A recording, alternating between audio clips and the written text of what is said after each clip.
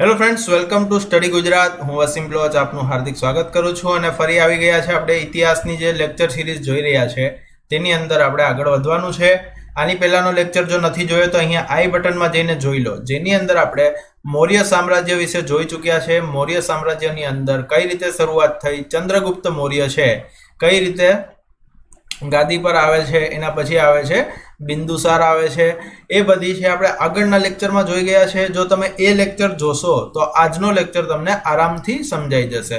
તો આઈ બટન ઉપર જઈને એ લેક્ચર તમે જરૂરથી જોઈ લેજો. મૌર્ય સામ્રાજ્યની અંદરથી કોઈ પણ એક્ઝામ લઈ લો, એમાં તમને 1 થી 2 પ્રશ્ન જોવા મળે છે. સમ્રાટ અશોક વિશે હોય કે પછી ચંદ્રગુપ્ત મૌર્ય વિશે હોય, કોઈ પણ વિષય હોય, આપણને 1 થી 2 પ્રશ્ન જોવા મળે છે. તો આ વિડીયો છે એના લાસ્ટમાં આપણે મોસ્ટ આઈએમપી 25 પ્રશ્ન જોશું, જેથી કરીને તમારો કોઈ પણ પ્રશ્ન છે આ લેક્ચરમાંથી ન જાય અને મૌર્ય સામ્રાજ્ય છે એની અંદરથી કોઈ પણ તમારો પ્રશ્ન ન જાય એવી ખાતરી અપાવું છું તમને. તો આ લેક્ચર છે પૂરેપૂરો જોવાનો રાખજો. લેક્ચર થોડોક મોટો થઈ જશે કારણ કે આની અંદર આપણે 25 જેટલા પ્રશ્ન પણ જોવાના છે અને સમ્રાટ અશોક વિશે જે કંઈ પણ મહત્વપૂર્ણ છે એ પણ જોવાના છીએ. તો એથી કરીને લેક્ચર થોડો મોટો થઈ શકે છે, પરંતુ જો પૂરો જોવાનો રાખશો, ડેઈલી આપણો એક લેક્ચર આવે છે, એક લેક્ચર તો તમે જોઈ જ શકો છો પૂરો, તો લેક્ચરને પૂરેપૂરો જોઈ લેજો, જેથી કરીને તમારો કોઈ પણ માર્ક ન રહી જાય. મારા દ્વારા લાવવામાં આવી રહ્યો છે. મારું નામ છે વસીમ બ્લોચ. મારા દ્વારા જાણી જ રહ્યા છો આપણું ચેનલ છે સ્ટડી ગુજરાત, જે અનએકેડમી જોડે પાર્ટનરશિપ છે. અને અનએકેડમી ઉપર ડેઈલી તમે જોવો છો કે ઘણા બધા એજ્યુકેટર લાઈવ લેક્ચર લઈ રહ્યા છે અને ફ્રીમાં લઈ રહ્યા છે. અને જો તમારે એડવાન્સ તૈયારી કરવી હોય, એડવાન્સ લેવલની કોઈ પણ તૈયારી કરવી હોય તો તમે એની ઉપર સબસ્ક્રિપ્શન લઈ શકો છો. માત્ર દિવસના કેટલા, તો કે 17 રૂપિયા, ખાલી 17 રૂપિયા તમારે દિવસનો ચાર્જ થાય છે અને તમે સબસ્ક્રિપ્શન લઈ શકો છો. કઈ રીતે, તો કે EMI ઓપ્શન પણ આવી ગયા છે. એના વિશે હું તમને અહીં જણાવી દઉં કે તલાટીની એક્ઝામની તૈયારી કરી રહ્યા હોય તો માત્ર દિવસના 10 રૂપિયા, અને GPSCની તૈયારી કરી રહ્યા હોય, PI છે અથવા તો કોઈ પણ કોન્સ્ટેબલ છે, PSI છે, તો માત્ર દિવસના 17 રૂપિયા પે કરી અને તમે ભણી શકો છો. ઘરે બેઠા તમે સ્ટડી કરી શકો છો. એની અંદર તમે લાઈવમાં પોતાના ડાઉટ ક્લિયર કરી શકો છો. પર ડે 17 રૂપિયાનો ચાર્જ છે અને EMI ઓપ્શન પણ અવેલેબલ છે. આની અંદર તમને ફ્રીમાં ટેસ્ટ પણ આપવા મળી જશે. ઘણા બધા લેક્ચર તમને અહીં જોવા મળશે. તમે સિલેબસ જોઈ શકો છો. આ સિલેબસ મુજબ છે, તમને બધા લેક્ચર એની અંદર જોવા મળશે અને એ પણ અલગ અલગ ફેકલ્ટી દ્વારા, અલગ અલગ સર દ્વારા આ તમને લેક્ચર છે જોવા મળી જશે. સબસ્ક્રિપ્શન ક્યાં ક્યાં અવેલેબલ છે, તો કે 1 મહિનાનું પણ લઈ શકો છો, 3 મંથનું લઈ શકો છો, 6 મહિનાનું અને 12 મંથનું. પરંતુ આપણે શા માટે ને ખોટા વધારે પૈસા દઈને ઓછા મહિનાનું લેવું જોઈએ? માત્ર 17 રૂપિયા ખર્ચી અને 12 મહિનાનું તમે છે સબસ્ક્રિપ્શન લઈ શકો છો. એની અંદર 10% ડિસ્કાઉન્ટ માટે આપણો કોડ આવે છે POLICE10. પોલીસની તૈયારી કરી રહ્યા છો તો POLICE10નો કોડ યુઝ કરો અને POLICE10નો કોડ નાખશો એટલે એની અંદર તમને 10%નું ડિસ્કાઉન્ટ પડી જશે. 10%નું ડિસ્કાઉન્ટ એટલે આશરે તમને એની અંદર 1400 રૂપિયા જેટલું છે ડિસ્કાઉન્ટ મળી રહેશે. એટલે આ લેક્ચર છે તમને સસ્તો પડશે. તો આ રીતે છે તમે કોઈ પણ લેક્ચર છે એની અંદરથી લઈ શકો છો. હવે શું કરવાનું છે, તમારે અનએકેડમીની એપ્લિકેશન ડાઉનલોડ કરવાની છે. ક્યાંથી, તો કે તમારે જવાનું છે પહેલાં પ્લે સ્ટોરની અંદર ને ત્યાં લખવાનું છે અનએકેડમી લર્નિંગ એપ. આવું લખશો એટલે તમને એપ્લિકેશન જોવા મળી જશે. તેની અંદર તમારે GPSC સિલેક્ટ કરવાનું છે. GPSC કરશો એટલે આપણે ગુજરાતનો કોર્સ આવી જશે. એની અંદર તમે સબસ્ક્રિપ્શન બાય કરી શકો છો, કોઈ પણ રીતે કરી શકો છો, અને EMIનો ઓપ્શન પણ એની અંદર અવેલેબલ છે. તો શરૂ કરીએ આપણે. ગયા લેક્ચરમાં આપણે જોયું ઇતિહાસ, પ્રમાણિત ઇતિહાસ. ભારતનો સમય ક્યાંથી શરૂઆત થઈ છે, તો કે બિંબિસારના સમયથી આપણને જોવા મળે છે. ભારતનો જે આપણે પ્રમાણિત ઇતિહાસ ક્યારથી શરૂઆત થઈ છે, તો કે 5મી સદી હોય તો 5મી સદી આપશું, અને બિંબિસાર હોય તો બિંબિસાર આપણે ટીક કરશું. ગુજરાતનો પ્રમાણિત ઇતિહાસ ક્યારથી શરૂઆત થાય છે, તો કે ચંદ્રગુપ્ત મૌર્ય છે. ઇન્ડિકા આપણે જોયું છે, ઇન્ડિકા લખાયો હતો ગ્રંથ, એની અંદરથી આપણને જોવા મળે છે. અને દસ્તાવેજી ઇતિહાસ પણ પૂછવામાં આવે તો ક્યારથી આવશે, તો કે ચંદ્રગુપ્ત મૌર્ય છે તેના સમયથી જ આવશે. આટલી વસ્તુ આપણે આગળના લેક્ચરમાં જોઈ ગયા. હવે પ્રાગ મૌર્યકાળ જોયો હતો. પ્રાગ મૌર્યકાળ એટલે શું થાય છે, તો કે જે આપણે મૌર્યકાળ છે એની પહેલાનો સમય, એની પહેલાના સમયમાં ક્યાં ક્યાં રાજા થઈ ગયા, તો એની અંદર એક વંશ હતો હર્યક વંશ. હર્યક વંશ આપણે જોઈ ગયા. હર્યક વંશની શરૂઆત કોણે કરી આપણે જોઈ ગયા, બિંબિસાર ને બધી હર્યક વંશની અંદર જોઈ ચૂક્યા છે. એના પછી કોણ આવ્યો, શિશુનાગ વંશ. શિશુનાગ દ્વારા છે આ વંશની શરૂઆત કરવામાં આવી હતી. અને એના પછી કોણ આવે છે તો કે નંદવંશ. નંદવંશની શરૂઆત કોના દ્વારા? મહાપદ્મનંદ. મહાપદ્મનંદ છે એના દ્વારા કરવામાં આવી હતી. કેટલી તો કે 99 કરોડ સુવર્ણ મુદ્રાઓ એમની પાસે હતો, એટલા માટે મહાપદ્માવતી તરીકે ઓળખાતો. મહાપદ્માવતી તરીકે કોણ ઓળખાતો તો કે નંદવંશનો જે રાજા મહાપદ્મનંદ છે તેને ઓળખવામાં આવતો. આ વંશનો છેલ્લો રાજા કોણ હતો તો કે ધનાનંદ. ધનાનંદનું વધ કોના દ્વારા કરવામાં આવે છે? ચંદ્રગુપ્ત મૌર્ય દ્વારા. ચંદ્રગુપ્ત મૌર્ય કોની મદદથી કરવામાં આવે છે? તો મદદ આવશે આપણે ચાણક્યની. ચાણક્યનું અપમાન કરવામાં આવ્યું હતું અને ચાણક્ય છે એનો બદલો લે છે. કોને? તો કે ચંદ્રગુપ્ત મૌર્ય છે એને શિક્ષણ આપે છે અને ધનાનંદનો વધ કરવામાં આવે છે. હવે આની અંદર આપણે જોઈ ગયા હતા કે બૌદ્ધ ધર્મ પરિષદ થઈ હતી. ગયા લેક્ચરની જ વાત કરું છું ભાઈ, થોડુંક તમારું રિવિઝન થઈ જાય. એની અંદર આપણે જોવામાં આવશે પ્રથમ ધર્મ પરિષદ ક્યારે ભરાઈ હતી તો કે અજાતશત્રુ, મહાકશ્યપ અને કઈ જગ્યાએ તો કે રાજગૃહ ખાતે. દ્વિતીય હતી ક્યારે તો કે કાલાશોકના સમયમાં અને વૈશાલી ખાતે ઈસવીસન 383. પહેલી અને બીજી વચ્ચે કેટલા વર્ષનો ફરક છે તો કે 100 વર્ષનો ફરક છે. એના પછી તૃતીય આવે છે અને ચોથી આવે છે. એનો તમારે સ્ક્રીનશોટ લઈ એને ગોખી નાખવાનું છે. હવે એની આગળ આપણે શું જોયું હતું કે મૌર્ય વંશ. મૌર્ય વંશની અંદર કેટલા રાજાઓ થઈ જાય છે એ જોઈ લઈએ આપણે. મૌર્ય વંશના રાજા આપણે ક્યાં ક્યાં મહત્વના છે એ જોવાના છે. તો એની અંદર આવશે ચંદ્રગુપ્ત મૌર્ય, બિંદુસાર અને અશોક. આ 3 રાજાઓ છે એની અંદરથી સ્પર્ધાત્મક પરીક્ષાની અંદર આપણને પ્રશ્ન જોવા મળે છે. તો એ વસ્તુ આપણે યાદ રાખવાની છે. ક્યારથી શરૂઆત થઈ છે? 322 થી 298 ઈસવીસન સુધી ચંદ્રગુપ્ત મૌર્યનો સમય, અને બિંદુસાર આવે છે 297 થી 293. આજે આપણે કોના વિશે જોવાનું છે? અશોક વિશે જોવાનું છે. અશોક ક્યારે આવે છે? 273 ઈસવીસન પૂર્વે 273 થી 237. તો આ કઈ રીતે યાદ રાખવાનું? અહીંયા 73 છે તો અહીંયા 37 છે, આગળ 2 એઝ ઇટ ઇઝ છે. તો એ રીતે તમારે યાદ રાખવાનું છે. હવે જોઈએ આપણે અશોક વિશે. ચાલો શરૂ કરીએ અશોક વિશે. નોટ્સ બનાવવી ફરજિયાત છે. નોટ્સ બનાવવી ફરજિયાત છે. બધા પાસે હિસ્ટ્રીનો એક અલગ જ નોટ્સ તૈયાર હોવા જોઈએ. ખાસ કરીને એટલું હું ધ્યાન રાખું કે તમારે છે નોટ્સ બનાવતા જતા હશે. જો નોટ્સ નહીં બનાવો તો પછી તમારે લેક્ચર ફરીથી જોવો પડશે. એટલા માટે જ કહું છું કે નોટ્સ બનાવી લેજો. બરાબર. જોઈએ અશોક છે એનો રાજ્યકાળ ઈસવીસન પૂર્વે 268, પરંતુ આ 268 નહીં આવે, 269 આવશે. 269 પ્રાચીન ભારતમાં મૌર્ય વંશનો રાજા હતો અને સમ્રાટ અશોક તરીકે ઇતિહાસમાં જાણીતો હતો. સમગ્ર ભારતનો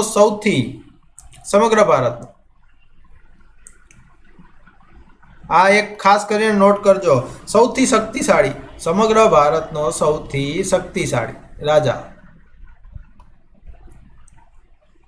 સમ્રાટ કોને માનવામાં આવે છે? તો કે સમ્રાટ અશોકને. પ્રથમ સમ્રાટ તરીકે આપણે આની પહેલા આગળ જોઈએ કોને માનવામાં આવે છે? ચંદ્રગુપ્ત મૌર્ય. એમને પ્રથમ સમ્રાટ તરીકે ઓળખવામાં આવે છે. સમ્રાટ અશોકના સમયમાં મૌર્ય સામ્રાજ્ય ક્યાં તો કે ક્યાં સુધી ફેલાયો હતો? અહીં જોઈ લઈએ આપણે કે હિન્દુકુશ ઉત્તરમાં જે છે આપણે ક્યાં સુધી તો કે હિન્દુકુશ સુધી, આપણે કાશ્મીર સુધી આવે છે. પહાડીઓથી દક્ષિણમાં ગોદાવરી નદીનો જે કાંઠો છે ત્યાં સુધી ફેલાયેલો હતો. પછી મૈસૂર સુધી ફેલાયેલો હતો અને પૂર્વમાં ક્યાં તો કે હાલનું બાંગ્લાદેશ છે ત્યાં સુધી ફેલાયેલો હતો અને પશ્ચિમ દિશામાં અફઘાનિસ્તાન આવે છે ત્યાં સુધી વિસ્તરેલો હતો. સૌથી મોટું ભારતીય સામ્રાજ્ય કોઈ સમયમાં બન્યું હોય તો કેના સમયમાં? તો કે સમ્રાટ અશોકના સમયમાં બન્યું હતું. એ આપણે આ વસ્તુ છે નોટ કરવાની છે કે સૌથી શક્તિશાળી રાજા કોને કહેવામાં આવે છે? સમ્રાટ અશોકને કહેવામાં આવે છે. અને સૌથી વધુ ભારતનું રાજ્ય બન્યું હોય તો કોના સમયમાં બન્યું હતું? સમ્રાટ અશોકના સમયમાં બન્યું હતું. કલિંગનું યુદ્ધ આવે છે. કલિંગનું યુદ્ધ ક્યારે બને છે એ તમે ખાલી અહીં નોટ કરી દો કે કલિંગનું યુદ્ધ થાય છે ઈસવીસન પૂર્વે 261. હમણાં રહેવા દો, આને આપણે લાસ્ટમાં લઈ લઈશું. ચાલો. સમ્રાટ અશોકે વિશાળ સામ્રાજ્યના કુશળ શાસક તથા બૌદ્ધ ધર્મના પ્રચારક. કયા ધર્મને માન્યતા આપતા હતા? તો કે બૌદ્ધ ધર્મ છે એ સ્વીકાર કરેલો હતો. તેના જીવનકાળમાં ઉત્તરાર્ધમાં સમ્રાટ અશોક ગૌતમ બુદ્ધનો અનુયાયી બની ગયો હતો અને ભગવાન બુદ્ધની સ્મૃતિમાં તેણે એક સ્તંભનું નિર્માણ કરાવ્યું હતું, જે આજે પણ ક્યાં આપણને જોવા મળે છે? તો કે નેપાળની અંદર જોવા મળે છે. અને ગૌતમ બુદ્ધના જન્મસ્થળ જે લુંબિની છે ત્યાં જોવા મળે છે અને માયાદેવી મંદિર પાસે આપણે એને જોવા મળે છે. તેણે બૌદ્ધ ધર્મનો પ્રચાર ભારત ઉપરાંત શ્રીલંકા, અફઘાનિસ્તાન, પશ્ચિમ એશિયા, મિશ્ર તથા યુનાન છે એટલી જગ્યાએ છે બૌદ્ધ ધર્મનો એને પ્રચાર કરેલો હતો. હવે અહીં એક પ્રશ્ન આપણને એ થાય છે કે સમ્રાટ અશોક છે એમણે પોતાની દીકરી અને દીકરાને છે ક્યાં મોકલ્યા હતા? તો કે શ્રીલંકા મોકલવામાં આવ્યા હતા. તો એ બંનેનું નામ આપણને યાદ આવવું જોઈએ. શ્રીલંકા કોને મોકલ્યા હતા ધર્મનો પ્રચાર કરવા માટે? તો કે પુત્ર મહેન્દ્ર, પુત્રનું નામ મહેન્દ્ર અને પુત્રીનું નામ શું હતું? તો કે સંઘમિત્રા. પુત્ર મહેન્દ્ર અને પુત્રીનું નામ સંઘમિત્રા, બંનેને ક્યાં મોકલ્યા હતા? તો કે શ્રીલંકા મોકલ્યા હતા. શ્રીલંકા શું કરવા મોકલેલા? તો કે ધર્મનો પ્રચાર કરવા માટે થઈને મોકલેલા. હવે આ પોઈન્ટ છે ખાસ કરીને એડ કરી લો. સૌથી સમ્રાટ અથવા તો સૌથી શક્તિશાળી રાજા છે એ કોણ હતો? તો કે એ સમ્રાટ અશોક હતો. બીજું શું હતું? તો કે કલિંગનું યુદ્ધ થયું હતું. કલિંગના યુદ્ધની આપણે યાદ રાખશું કે ઈસવીસન પૂર્વે 261માં કલિંગનું યુદ્ધ થયું ત્યારે છે સમ્રાટ અશોકનું હૃદય પરિવર્તન થયું હતું. હૃદય પરિવર્તન થયું હતું. અને એક વસ્તુ આપણે અહીં યાદ રાખીએ કે સમ્રાટ અશોકનો રાજ્યાભિષેક ક્યારે થયેલો? રાજ્યાભિષેક છે ઈસવીસન પૂર્વે 269માં. 269માં નો રાજ્યાભિષેક થયેલો. કઈ રીતે? તો કે સમ્રાટ અશોકના કેટલા ભાઈઓ હતા? તો કે 100 ભાઈઓ હતા. આ 100 ભાઈઓમાંથી એને 99 ભાઈઓ છે તેને વધ કર્યો હતો અને એકને મૂકી દીધો હતો. શા માટે મૂકી દીધો? કારણ કે એને રાજપાટમાં કોઈ ઇન્ટરેસ્ટ ન હતો, રસ ન હતો. એટલા માટે થઈને એક ભાઈ છે એને જીવતો રહેવા દે છે, બાકીના 99 ભાઈઓ છે એનો શું કરે છે? તો કે એનો વધ કરે છે. અને ત્યાર પછી ઈસવીસન પૂર્વે 269 છે તેની અંદર એનો રાજ્યાભિષેક કરવામાં આવે છે. પછી ત્યાંથી આપણે નીચે આવવાનું છે ક્યાં સુધી? તો કે કલિંગના યુદ્ધ. કલિંગનું યુદ્ધ છે ઈસવીસન પૂર્વે 261માં થયું હતું. આ યુદ્ધ થયું પછી સમ્રાટ અશોકે જોયું કે કેટલા લોકો છે એનો વધ કરવામાં આવેલો છે, કેટલા લાખ લોકોનો વધ થઈ ચૂક્યો છે. પછીથી તેનું હૃદય પરિવર્તન થાય છે. હૃદય પરિવર્તન થયા પછી તે શું કરે છે? તો કે ત્યાગ લઈ લે છે. કલિંગના યુદ્ધની અંદર આપણને ખાસ કરીને યાદ રાખશું આ ભયાનક યુદ્ધ બાદ તેનું હૃદય પરિવર્તન થયું અને ઉપગુપ્ત દ્વારા બૌદ્ધ ધર્મની દીક્ષા લીધી. દીક્ષા કોના દ્વારા લીધી? તો કે ઉપગુપ્ત.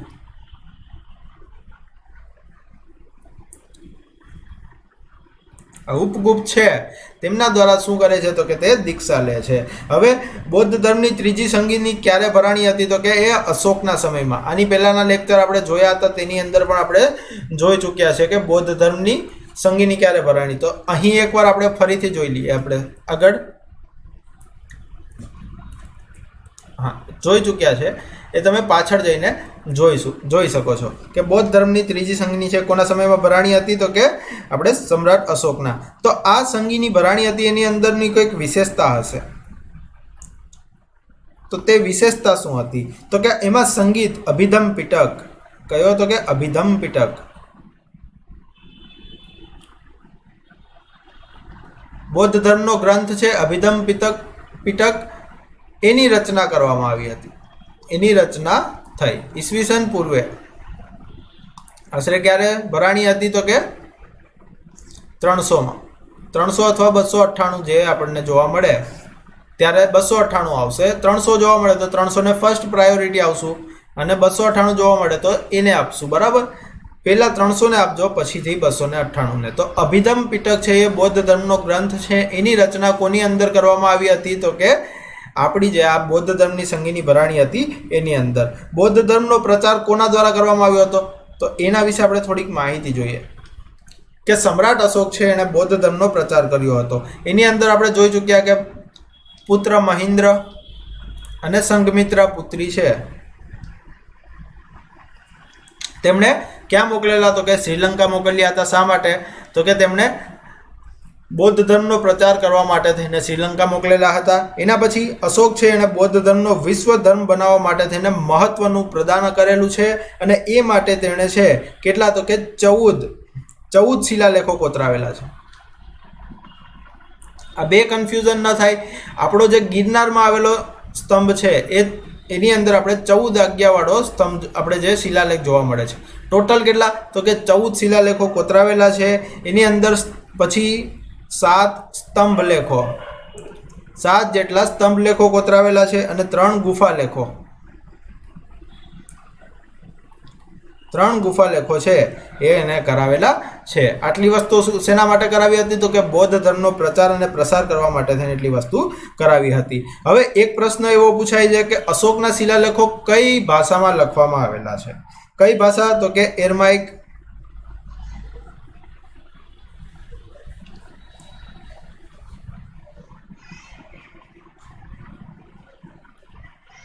ચાલો, એરમાઇક, બ્રાહ્મી, ખરોષ્ટી અને ગ્રીક. આટલી ભાષાઓ છે એની અંદર પોતાના સ્તંભાલેખો છે એને કોતરાવેલા છે. તો આ 4 છે લેંગ્વેજ ખાસ કરીને આપણને યાદ રાખવાની છે. 13માં જે 14 શિલાલેખો કોતરાવ્યા છે એમાંથી એક 13મો શિલાલેખ છે. 13મો શિલાલેખ છે એ કોની માહિતી આપે છે? તો કે કલિંગના યુદ્ધની માહિતી આપે છે.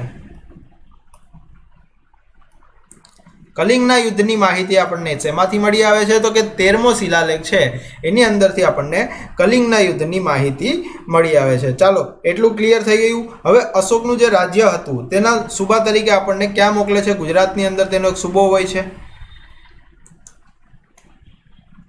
ચાલો, અશોકનો ગુજરાતની અંદર સુબો હોય છે. શું નામ છે? તુષાસ્પ. તુષાસ્પે શું કર્યું હતું? તો કે સુદર્શન તળાવનું સમારકામ કરાવી અને નહેરો કઢાવી હતી. બરાબર, આટલી વસ્તુ યાદ રાખો. એના પછી પણ ઘણા લોકો છે આપણને જોવા મળે છે. એમાં આવશે એક રુદ્રદામા. રુદ્રદામા છે એનો સુબો કોણ હતો? સુવિશાખ. સુવિશાખે બંધ તૂટી જવાથી શું કરાવ્યું હતું? સમારકામ. પરંતુ આ રાજભંડોળમાંથી કરાવેલું છે. રાજભંડોળમાંથી સમારકામ કરાવેલું છે. એના પછી આવે છે સ્કંદગુપ્ત. સ્કંદગુપ્તનો સુબો હતો પર્ણદત્ત. પર્ણદત્તના પુત્ર કોણ હતા? તો કે ચક્રપાલિત. તો બે સુબા તરીકે પહેલા પર્ણદત્ત આવશે, પછી પહેલા સ્કંદગુપ્ત આવશે, પછી સ્કંદગુપ્ત છે એનો આવશે પર્ણદત્ત. પર્ણદત્ત પહેલો સુબો આવશે પ્રથમ, અને આ આવશે દ્વિતીય સુબો. બરાબર, તો બે જો ઓપ્શનમાં આપીએ, બેમાંથી એક આપેલો હોય તો એના પર ટીક કરવાનું રહેશે. તો ચક્રપાલિતે શું કર્યું હતું? તો કે ચક્રધારી વિષ્ણુનું મંદિર. ચક્રધારી વિષ્ણુનું મંદિર બનાવેલું અને પુનઃ નિર્માણ કરેલું. કોનું? તો કે તળાવનું.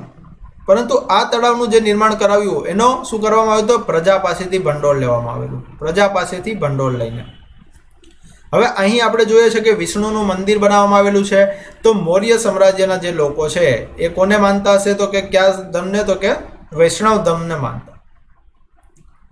વૈષ્ણવ ધર્મ છે તેને માનતા હશે. જે સ્કંદગુપ્ત છે કયા ધર્મને માનતા હતા? તો કે વૈષ્ણવ ધર્મને માનતા હતા. એટલા માટે થઈને ચક્રધારી વિષ્ણુનું મંદિર એને બનાવેલું છે. તો સુદર્શન તળાવ છે એનું નિર્માણ કોના દ્વારા કરવામાં આવેલું છે? તો કે પુષ્યગુપ્ત દ્વારા એનું નિર્માણ કરવામાં આવેલું છે. એના પછી ટાઈમ જતાં આ રીતે છે આગળ એના માટે સમારકામ કરવામાં આવેલું છે. હવે સમ્રાટ અશોકનો શિલાલેખ છે એના વિશે આપણે જોઈ લઈએ.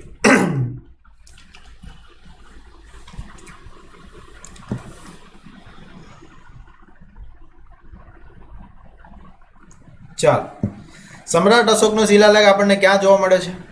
એક જ મિનિટ. ચાલો, જુનાગઢમાં જોવા મળે છે. ગિરનારની તળેટીમાં. કોની પાસે? તો કે દામોદર કુંડ નજીક.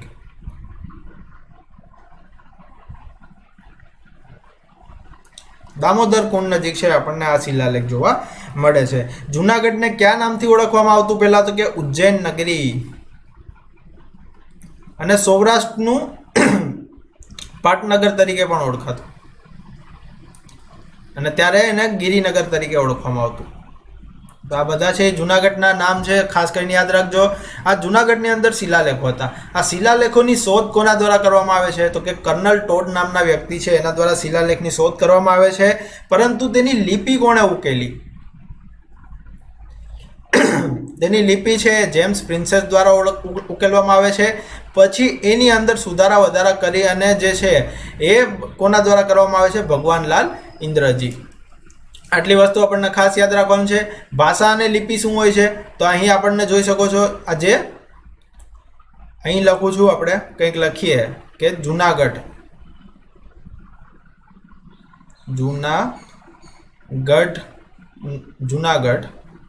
નું જુનાગઢનું નામ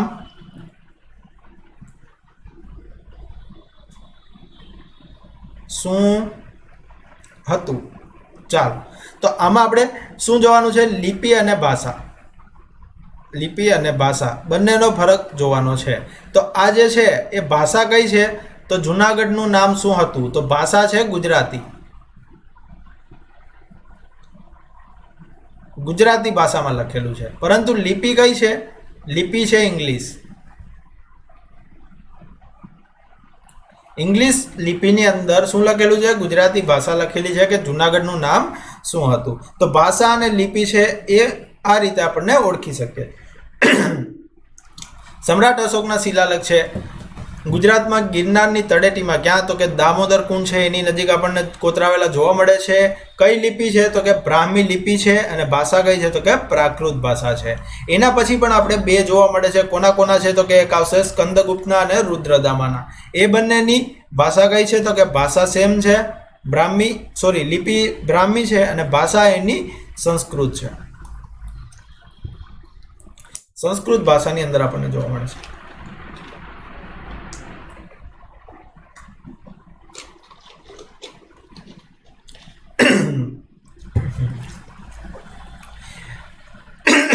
એનો પરિઘ યાદ રાખી શકો છો. પરિઘ શું છે? તો કે 75નો કર્નલ ટોડ જુનાગઢના ગિરનારની તળેટીમાં આવેલા સમ્રાટ અશોકના શિલાલેખમાં કયા નિયમો આવેલા છે? તો કે નૈતિકના નિયમો આપેલા છે. પરસ્પર શાંતિથી રહેવા માટે, યુદ્ધ ન કરવા માટે વગેરે માટેના જે નિયમો છે એની અંદર આપેલા છે. શિલાલેખમાં સમ્રાટ અશોકે લોકોને હિંસાથી દૂર રહેવા માટે કહેલું છે. શા માટે? કારણ કે કલિંગનું યુદ્ધ થયું હતું. સમ્રાટ અશોકનું છે હૃદય પરિવર્તન થઈ ચૂક્યું હતું. એની અરસપરસ આપણને ઘણા બધા બીજા પણ શિલાલેખો જોવા મળે છે. ઔષધિ અને વનસ્પતિનું વાવેતર કરવા તેમજ અરસપરસ સંપ કેળવવા માટે આદેશો છે કેની અંદર આપેલા છે? તો કે આપણે આ શિલાલેખોની અંદર આપેલા છે. ચાલો, તો આ વસ્તુ જેટલી પણ મહત્વની હતી આપણે અહીં જોઈ ચૂક્યા છે. હવે શું જોવાનું છે?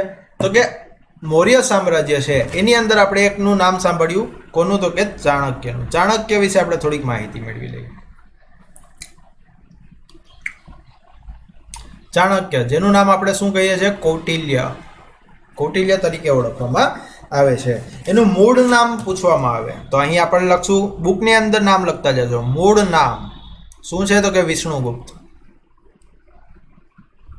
વિષ્ણુગુપ્ત કહી શકીએ, કૌટિલ્ય અને ચાણક્ય બધા એના નામ છે. આ ચાણક્ય છે. કૌટિલ્ય શું છે? કૌટિલ્ય આવશે અન્ય નામ. એના બીજા અન્ય નામ છે એની અંદર કૌટિલ્ય આવશે. પિતાનું નામ શું હતું? તો કે ચણક ઋષિ.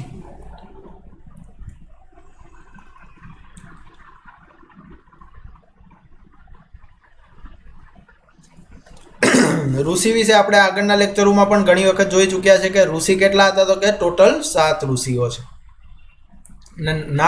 નાથ કેટલા છે? તો કે ટોટલ 9 નાથ છે. એની અંદર ચણક ઋષિ છે. ચણક ઋષિના પુત્ર કોણ હતા? તો કે ચાણક્ય હતા. હવે એક ઋષિ વિશે આપણે પહેલા લેક્ચરમાં જોઈ ચૂક્યા છે. કેની અંદર? તો કે આપણે પૌરાણિક ઇતિહાસ જોયો હતો. એની અંદર જોયું હતું મનુનો દીકરો સરિયાતી, સરિયાતીની પુત્રી, સરિયાતીની પુત્રી એનું નામ શું હતું? તો કે સુકન્યા. આ સુકન્યાના લગ્ન કોની જોડે થાય છે? તો કે ચોયન ઋષિ. ચોયન ઋષિ જોડે. આ ચોયન ઋષિ છે એ જંગલની અંદર તપ કરતા હોય છે અને તપનો ભંગ કોના દ્વારા કરવામાં આવે છે? સુકન્યા દ્વારા. સુકન્યાને ચોયન ઋષિ છે એ શ્રાપ આપે છે અને શ્રાપથી મુક્ત થવા માટે થઈને સુકન્યા છે એ ચોયન ઋષિ જોડે લગ્ન કરે છે. આ ચોયન ઋષિ ક્યાં કુળના હોય છે? તો કે ભૃગુ કુળના. ભૃગુ કુળના હોય છે. અને એમના પિતાનું નામ શું હોય છે? તો ચોયન ઋષિના પિતા કોણ હોય છે? તેનું નામ હોય છે ભૃગુ ઋષિ. ભૃગુ ઋષિ. હવે ચોયન ઋષિ અને સુકન્યા બંનેના પુત્રનું નામ શું હોય છે? તો કે દધીચી. ઋષિ દધીચીનું નામ તમે કદાચ સાંભળ્યું હોય. તો ઋષિ દધીચી પુલ ક્યાં આપણને જોવા મળે છે? તો કે સાબરમતી નદી ઉપર. નદી પર દધીચી પુલ જોવા મળે છે. કોની ઉપર? તો કે સાબરમતી નદી ઉપર. દધીચી આશ્રમ આપણને ક્યાં જોવા મળે છે? દધીચી આશ્રમ એ આપણને જોવા મળશે કઈ જગ્યાએ? તો કે તે આપણને સાબરમતી નદીના કિનારે, આપણને સાબરમતી નદીના કિનારે દધીચી આશ્રમ છે એ જોવા મળશે. હવે ઋષિ દધીચી છે એમણે શું કર્યું હતું? તો કે ઇન્દ્રને વ્રજ બનાવવા માટેના, શું બનાવવા માટે? વ્રજ બનાવવા માટે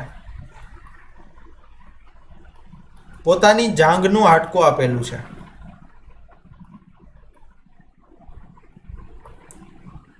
જાંઘનું હાડકું ખૂબ જ મજબૂત હોય છે. પોતાની જાંઘનું હાડકું છે કોને આપ્યું હતું? તો કે ઇન્દ્રને આપ્યું હતું. શા માટે? તો કે વ્રજ બનાવવા માટે તેને પોતાની જાંઘનું હાડકું છે એ આપે છે. હવે ચોયન ઋષિના પુત્ર કોણ હતા? તો કે ઋષિ દધીચી. દધીચી ઋષિના પુત્ર પણ કોણ હતા?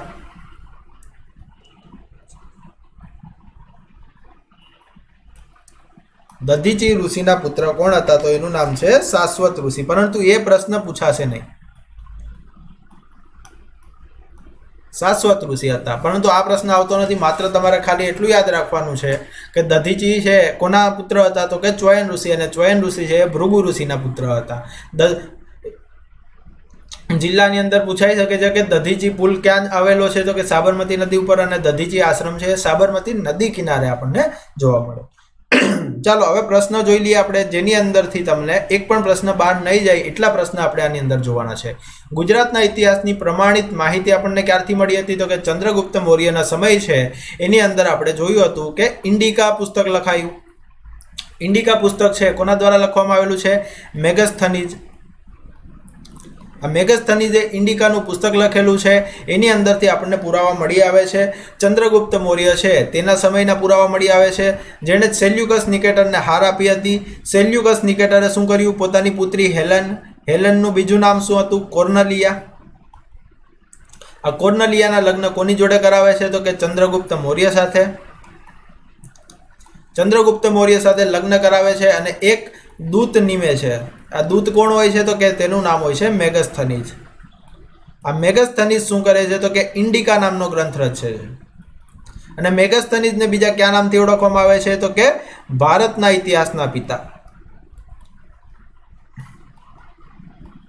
ના પિતા તરીકે આપણે ઓળખવામાં આવે છે. ચાલો આગળ વધીએ કે પુરાણો અનુસાર ચંદ્રગુપ્ત મૌર્ય કઈ જ્ઞાતિના હતા? તો કે શૂદ્ર જ્ઞાતિ છે તેના હતા, પરંતુ માતા પિતાના નામ આપણને પ્રાપ્ય થશે નહીં. ચંદ્રગુપ્ત મૌર્ય કોની મદદથી મગધની રાજધાની સ્થાપે છે? તો જોયું આપણે કે ધનાનંદ હતા. ધનાનંદને શું કરે છે? તો કે આપણે ધનાનંદના દરબારમાં કોણ જાય છે? ચાણક્ય જાય છે. ચાણક્યનું તે જગ્યાએ અપમાન કરવામાં આવે છે અને અપમાન થાય છે ત્યારે શું કરે છે? તો કે ચાણક્ય ત્યાંથી એક પ્રતિજ્ઞા લે છે કે જ્યાં સુધી એનો સર્વનાશ નહીં કરે ત્યાં સુધી એ પાછા નહીં ફરે. પછી ત્યારથી તે શું કરે છે? તો કે જે મગધની રાજધાની હતી પાટલીપુત્ર, ત્યાંથી કઈ બાજુ નીકળે છે? તો કે નેપાળ બાજુ જાય છે. તો નેપાળ બાજુ પીપલીવન જોવા મળે છે. તે જગ્યાએ તેમને કોણ મળે છે? તો કે ચંદ્રગુપ્ત મૌર્ય. ચંદ્રગુપ્ત મૌર્ય છે એને રમતા જોઈ છે ત્યાંથી એમને પૂછે છે કે શું તું રાજા બનવા માંગે છે? તો ત્યારે ચંદ્રગુપ્ત મૌર્ય એવો આન્સર આપે છે કે બીજાના બનાવેલા રાજા તો કેવા હોય? કઠપુતલી જેવા હોય. ત્યારથી છે તેમને શિક્ષણ આપવાનું શરૂ કરે છે અને જ્યારે યોગ્ય સમય આવે ત્યારે એને જણાવે છે. પછી ધનાનંદ છે, ધનાનંદનો વધ કરે છે. કોણ? તો કે ચંદ્રગુપ્ત મૌર્ય, અને મૌર્ય સામ્રાજ્યની સ્થાપના કરે છે. ધનાનંદ કયા વંશનો હતો? તો કે નંદવંશનો. અને નંદવંશ કોની અંદર આવે છે? તો કે નંદવંશ છે એ આપણે પ્રાગ મૌર્ય ઐતિહાસિક કાળની અંદર આવે છે. કૌટિલ્યનું મૂળ નામ શું હતું? વિષ્ણુગુપ્ત. અને અન્ય નામ શું હતું? અન્ય નામ તરીકે ચાણક્ય તરીકે ઓળખવામાં આવે છે. બૌદ્ધ ધર્મ અને જૈન ધર્મના ગ્રંથોમાં ચંદ્રગુપ્ત મૌર્યને કઈ જ્ઞાતિના ગણ્યા છે? તો કે ક્ષત્રિય જ્ઞાતિના છે એમને ગણવામાં આવ્યા છે ચંદ્રગુપ્ત મૌર્યને. બૌદ્ધ અને જૈન ધર્મના આપણે જોઈએ ગ્રંથોમાં ચંદ્રગુપ્ત મૌર્યના કઈ જ્ઞાતિના ગણ્યા છે? જોયું. ચંદ્રગુપ્ત મૌર્યએ જૈન ધર્મની દીક્ષા કોની પાસેથી લીધી? ભદ્રબાહુ અથવા તો ઉપગુપ્ત. ઉપગુપ્ત આ બંનેમાંથી જે કોઈ પણ હોય એ તમે એની અંદર લખી શકો છો. ચંદ્રગુપ્ત મૌર્યનું રાજ્ય દક્ષિણમાં ક્યાં સુધી વિસ્તરેલું હતું? દક્ષિણની અંદર તાપી નદી આવશે, અથવા તો આપણે આગળ પણ જોઈ ગયા.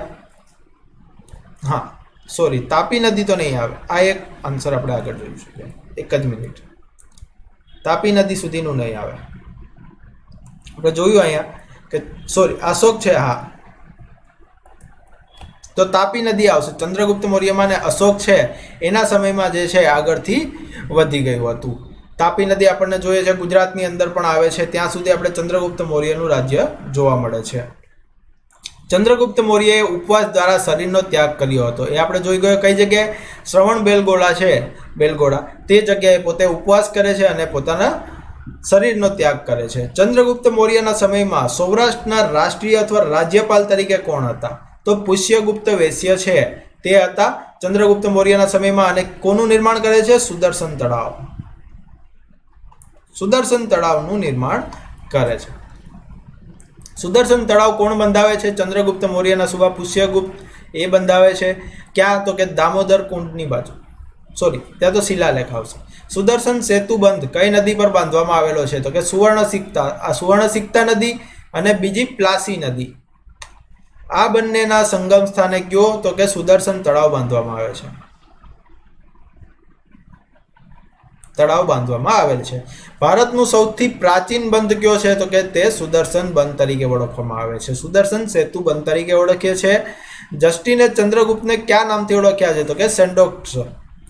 ચંદ્રગુપ્ત કોની પાસેથી રાજ્ય મેળવ્યું હતું? તો કે નંદવંશના છેલ્લા રાજા કોણ? ધનાનંદ છે. ધનાનંદ પાસેથી પોતાનું રાજ્ય મેળવે છે. મેગસ્થનીઝે કયા ગ્રંથમાં મૌર્ય વંશની માહિતી મેળવી છે? તો કે જે આપણે ઇન્ડિકા ગ્રંથની રચના કરી હતી ગુજરાતની અંદર રહીને, એની અંદર.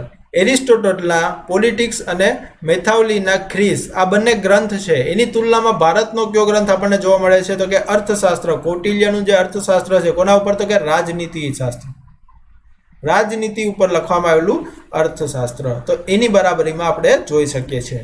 બિંદુસાર છે કોનો પુત્ર હતો? બિંદુસાર જે ચંદ્રગુપ્ત મૌર્યનો પુત્ર હતો. અને બિંદુસારનો પુત્ર કોણ હતો? તો કે અશોક. બિંદુસારને બિંબિસાર જોડે ન જોડતા. બિંબિસાર અલગ છે. કોણ હતો? પ્રાગ મૌર્ય કાળની અંદર આપણે જોયો હતો બિંબિસાર વિશે. ચાણક્ય અથવા તો આપણે કૌટિલ્ય છે એ કોના મંત્રી હતા? તો કે ચંદ્રગુપ્ત મૌર્યના મંત્રી હતા. એના પછી કોના? તો કે થોડા સમય માટે બિંદુસાર છે એના મંત્રી પદ પર પણ રહી ચૂક્યા છે. કોના દરબારમાં સિરિયાના રાજા એન્ટિયોક્સ પહેલાના રાજદૂત ડાયમેક્સ કોના સમયમાં આવ્યો હતો? તો કે ડાયમેક્સ બિંદુસારના સમયમાં આવ્યો હતો. અને મેગસ્થનીસ છે એ કોના સમયમાં આવ્યો હતો? તો કે ચંદ્રગુપ્ત મૌર્યના સમયમાં આપણને જોવા મળે છે. સિકંદરના ઉત્તરાધિકારી સેલ્યુકસની પુત્રી શું નામ હતું? તો કે હેલેન અથવા કોર્નલિયા. આ બે નામ ખાસ યાદ રાખજો. તેને કયા રાજાને પરણાવવામાં આવ્યા હતા? તો જ્યારે સેલ્યુકસ નિકેટરની હાર થાય છે ત્યારે ચંદ્રગુપ્ત મૌર્ય છે એને પરસ્પર સંબંધ કેળવવા માટે થઈને તેમની સાથે પરણાવે છે. મેગસ્થનીસ કોના રાજદૂત હતા અને કોના દરબારમાં આવ્યા હતા? તો કે તેઓ સેલ્યુકસ નિકેટર. સેલ્યુકસ નિકેટર કોણ હતા? તો કે તેઓ સિકંદરના વજીર તરીકે આપણે કહી શકીએ છીએ તેઓ હતા. અને ચંદ્રગુપ્ત મૌર્યના દરબારની અંદર દૂત તરીકે છે તેની નિમણૂક કરવામાં આવી હતી. કોની? તો કે મેગસ્થનીસની. બૌદ્ધ ધર્મના અભયદમમાં જે સ્થાન રાજા અશોકનું છે તે સ્થાન જૈન ધર્મના અભેદયમાં કોનું છે? તો કે રાજા સંપ્રતિ. રાજા સંપ્રતિ છે. આ વસ્તુ પણ યાદ રાખજો. મૌર્ય રાજા અશોકના સમયમાં સૌરાષ્ટ્રનો સૂબો અથવા તો રાજ્યપાલ તરીકે કોણ હતો? તો કે તુસ્ફાક. તુસ્ફાક આવશે. તુસ્ફાક હતો. તુષાસ્ફ પણ કહી શકીએ અથવા તુસ્ફાક, જે કંઈ પણ લખેલું હોય તમને જોવા મળી જશે. બિંદુસાર કયા સંપ્રદાયનો અનુયાયી હતો? તો બિંદુસાર છે એ આજીવક સંપ્રદાયનો અનુયાયી હતો. એ જ રીતે આપણે અશોક કોનો અનુયાયી હતો? તો કે બૌદ્ધ ધર્મનો. ભારતના ઇતિહાસમાં સૌપ્રથમ નહેર બાંધાવનાર કોણ હતા? તો કે અશોકના સમયમાં તેનો સૂબો તુસ્ફાક હતો. તેણે શું કર્યું હતું? કે સુદર્શન તળાવ તો બંધાઈ ગયું પરંતુ લોકોના જમીન સુધી પાણી પહોંચતું નહોતું. તો તેણે શું કર્યું? આ બંધમાંથી જે નહેરો કઢાવી અને જે લોકોની જમીન છે ત્યાં સુધી પાણી પહોંચાડ્યું. તો આ હતા મહત્વના પ્રશ્ન. વિડીયો પસંદ આવ્યો હોય તો લાઇક, શેર, સબસ્ક્રાઇબ જરૂરથી કરી દેજો. આવનારી પોલીસ ભરતીનું જે મટીરિયલ મેળવવા માટે વોટ્સઅપ ગ્રુપમાં જોઈન થઈ શકો છો. વોટ્સઅપના નંબર અહીં આપવામાં આવેલા છે. અહીં તમને ટેલિગ્રામના યુઝરનેમ પણ આપવામાં આવેલા છે. જે જગ્યાએ જોડાવવું હોય તમારી ઈચ્છાથી તમે જોડાઈ શકો છો. વિડીયો સારો લાગે તો આગળ શેર કરી શકો છો. વોટ્સઅપ ગ્રુપમાં જોડાઈ શકો છો. ચેનલને સબસ્ક્રાઈબ કરી શકો છો આવનારા વિડીયો માટે, કારણ કે ડેલી આપણે તમારા માટે એક વિડીયો લાવી રહ્યા છીએ અને આગળના સમયમાં 2 થી 3 વિડીયો પણ લાવવાના છીએ. પોલીસ કોન્સ્ટેબલનો અને પોલીસ સબ ઇન્સ્પેક્ટરનો પૂરેપૂરો કોર્સ છે આપણી ચેનલ ઉપર તમને જોવા મળી જશે. પોલીસ ભરતીમાં એક પણ પ્રશ્ન આની બહાર આપણને નહીં જવા દઈએ એવી કોશિશ કરશું. અનએકેડમીનું સબસ્ક્રિપ્શન લઈ રહ્યા છો તો આપણો કોડ છે તમે યુઝ કરી શકો છો. બધા લોકોને આપણનો કોડ હવે ખ્યાલ હોવો જોઈએ. શું કોડ છે આપણો? પોલીસ 10. આ કોડ યુઝ કરી અને તમે કેટલું તો કે 10% ડિસ્કાઉન્ટ મેળવી શકો છો. ચાલો તો મળશું ફરી કાલે નવા વિડીયો સાથે. ત્યાં સુધી આશા રાખું છું કે તમે આ વિડીયોની નોટ્સ બનાવી લેશો. Thank you so much.